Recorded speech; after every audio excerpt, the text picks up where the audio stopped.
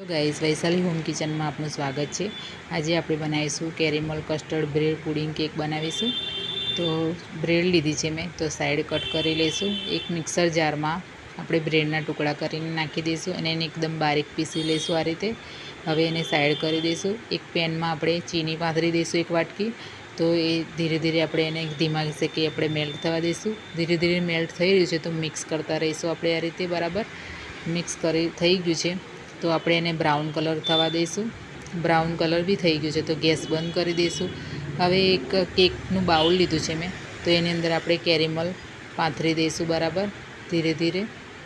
ચારે બાજુ આપણે એને ફેલાવી લઈશું આ રીતે ગોળ રાઉન્ડ કરીને બરાબર। હવે એક વાટકી લીધી છે, એની અંદર 2 ચમચી આપણે કસ્ટર્ડ પાવડર લઈશું। એને દૂધથી આપણે એકદમ પાતળું બેટર તૈયાર કરી લઈશું। હવે એક પેન લીધું છે મેં, તો એની અંદર 1.5 ગ્લાસ આપણે દૂધ લઈ લઈશું। એની અંદર નાખી દઈશું પીસેલી ચીની એક વાટકી, એને બરાબર મિક્સ કરીશું। હવે નાખીશું આપણે એની અંદર કસ્ટર્ડ પાવડર વઘારેલું, એને પણ બરાબર આપણે મિક્સ કરી લઈશું। હવે ધીરે ધીરે આપણે નાખીશું બ્રેડ, એને પણ એકદમ સ્મૂથ તૈયાર કરી લઈશું બેટર આપણે ધીરે ધીરે આપણે મિક્સ કરતા જઈશું। હવે મિક્સ થઈ ગયું છે તો ગેસ બંધ કરી દઈશું આપણે અને હવે કેરેમલની અંદર નાખી દઈશું બ્રેડ પુડિંગ આ રીતે। એને બરાબર સ્મૂથ કરી લઈશું ઉપરથી। સ્મૂથ થઈ ગયું છે તો આપણે એને પ્રેસ કરી લઈશું આ રીતે।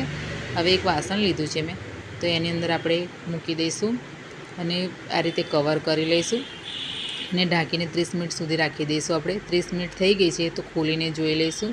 તૈયાર છે આપણી કેક, તો તમે જોઈ શકો છો। તો હવે એને સાઈડ કટ કરી લઈશું આ રીતે અને એક ડીશમાં આપણે ઉલટું પલટાવી દઈશું આ રીતે। તમે જોઈ શકો છો તૈયાર છે આપણી એકદમ સ્મૂથ બ્રેડ કેક તૈયાર થઈ ગઈ છે, તમે જોઈ શકો છો। તો મારી વિડીયો ગમતી હોય તો લાઈક અને સબસ્ક્રાઈબ કરવાનું ભૂલતા નહીં।